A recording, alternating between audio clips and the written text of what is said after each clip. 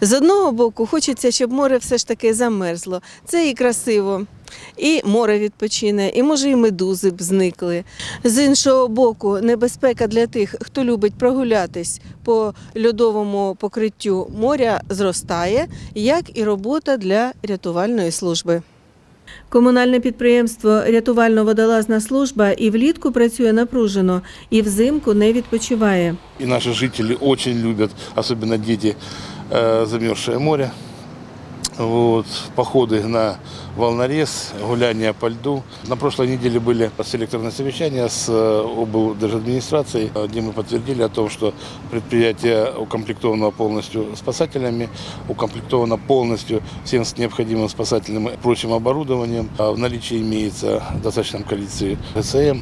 То есть на сегодняшний день предприятие готово для выполнения работ по назначению, то бишь спасения людей на воде, льду. Ну і вже по Україні, там, де замерзають водойми, вже провалились під лід.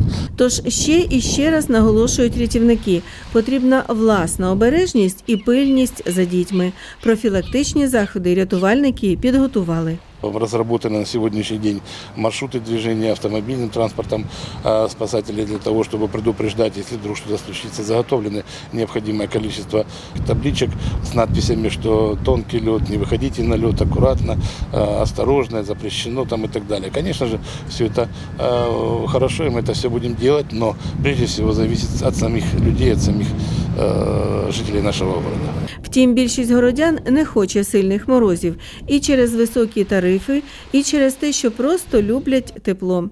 Хочете, щоб море замерзло? Ні. І не замерзле море все ж таки безпечніше.